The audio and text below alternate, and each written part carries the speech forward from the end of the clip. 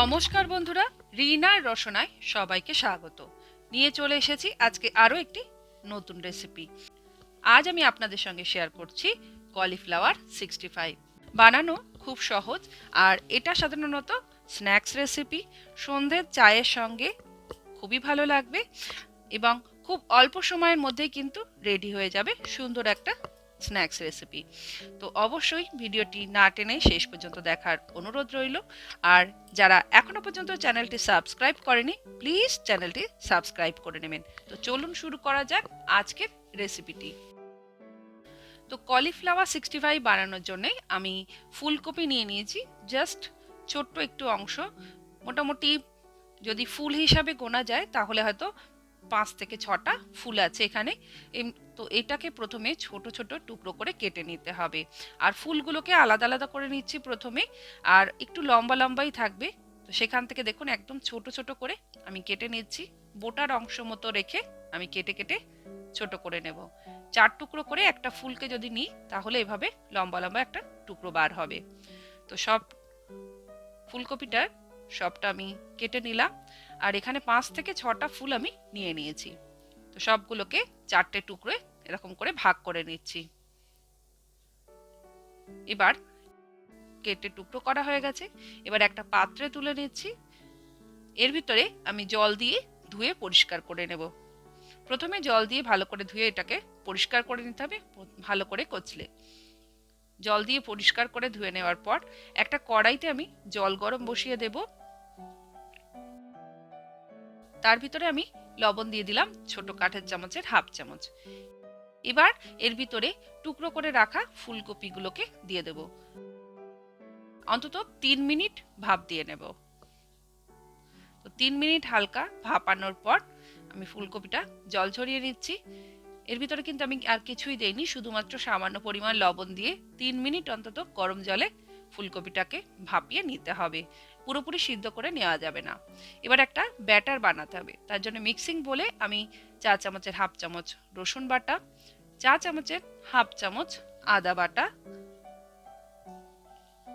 আর দিচ্ছি green chilli sauce 4 চামচের 1 চামচ পরিমাণ, সয়া সস দিচ্ছি ডার্ক সয়া সস 4 চামচের 1 চামচ পরিমাণ। আপনারা কাঁচা লঙ্কা বাটাও ব্যবহার করতে পারেন। সঙ্গে দিচ্ছি 2 চা চামচ পরিমাণ টমেটো সস। সঙ্গে দেব সামান্য পরিমাণ 4 চামচের 4 ভাগের 1 ভাগ ধনে গুঁড়ো। দেওয়ার পর দিয়ে দিলাম চিলি পাউডার সামান্য পরিমাণ, জাস্ট 1 পিঞ্চ মতো। এখানে 1 টেবিল স্পুন চালের গুঁড়ো দিয়ে দিলাম, 1 টেবিল স্পুন কর্নফ্লাওয়ার দিয়ে দিলাম। চালের গুঁড়ো আর কর্নফ্লাওয়ার আমি সমান সমান নিয়েছি।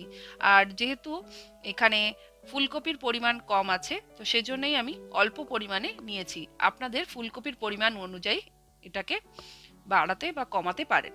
তো এবার সবকিছুকে শুকনোটা একটু মিশিয়ে নেওয়ার পর আমি অল্প অল্প করে জল দিয়ে এটাকে একটা স্মুথ ব্যাটার তৈরি করতে হবে। আর ব্যাটারটা খুব ভালো করে স্মুথ ব্যাটার তৈরি করে নিতে হবে, যাতে এর মধ্যে কোনো রকম লাম্পস না থাকে। ছোট চামচের হাফ চামচ লবণ আর ছোট চামচের হাফ চামচ হলুদ আমি এর ভিতরে দিয়ে দিলাম। সব মশলা আর দেওয়ার পর সামান্য জল দিয়ে এটাকে মিক্স করে একটা স্মুথ ব্যাটার তৈরি করে নিতে হবে। তো ব্যাটারটা তৈরি হয়ে গেছে। এবার এর ভিতরে ভাপানো যে ফুলকপি আছে সেটাকে দিয়ে দিলাম। আর ফুলকপিটা প্রথমেই বলেছি জাস্ট 3 মিনিট গরম জলে কিন্তু নাড়াচাড়া বা ভাপিয়ে নেওয়া, তাই বলে পুরোপুরি সিদ্ধ করে নেওয়া যাবে না।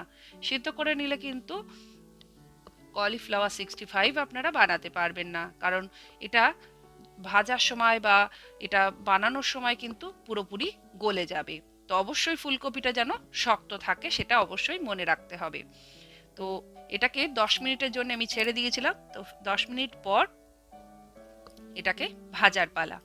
তো কড়াইতে আমি সাদা তেল গরম বসিয়েছি, এটা ডিপ ফ্রাই হবে। তো প্রথমে ব্যাটারের ভিতরে এভাবে ফুলকপির ডাটার দিকের অংশটা আমি ডুবিয়ে ডুবিয়ে নিয়ে নিচ্ছি। যেমন ভাবে আমরা পাকোড়া ভাজি ঠিক একইভাবে কিন্তু প্রথমে এটাকে ভেজে নিতে হবে। এটাকে প্রথমে ব্যাটারে এভাবে ডুবিয়ে আমরা ভেজে নেব। এভাবে আমরা ভাজার জন্য কড়াইতে দিয়ে দিচ্ছি ফুলকপির টুকরোগুলোকে ব্যাটারে ডুবিয়ে ডুবিয়ে ভাজার জন্য দিয়ে দেব। আর রেসিপিটি ভালো লাগলে অবশ্যই লাইক ও শেয়ার করতে ভুলবেন না, এবং কমেন্ট বক্সে গিয়ে আপনার মূল্যবান মতামত জানাতে অবশ্যই ভুলবেন না। আর আপনারা আমার চ্যানেলে কোন ধরনের রেসিপি দেখতে পছন্দ করবেন যদি কমেন্ট বক্সে গিয়ে জানান, খুবই উপকৃত হব। তো প্রথমে এগুলোকে গোল্ডেন কালার হওয়া পর্যন্ত আমি ভেজে নেব। তো গোল্ডেন কালার হয়ে গেছে, এবার এগুলোকে তেল থেকে একটা পাত্রে তুলে নিচ্ছি। এভাবে বাকিগুলোকেও আমি ভেজে নেব।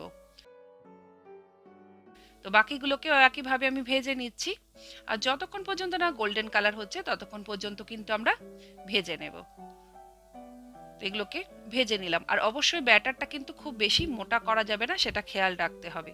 তো সবটা আমার ভাজা হয়ে গেছে। এবার একটা ফ্রাইং প্যানে 1 টেবিল স্পুন আমি সাদা তেল দিয়ে দিলাম। তার ভিতরে দিয়ে দিচ্ছি 3টে কাঁচা লঙ্কা চেরা, কাঁচা পাকা লঙ্কা চেরা, 4 চামচের হাফ চামচ রসুন কুচি আর কাঁচা লঙ্কাটা একটু তেলে নাড়াচাড়া করে নেব।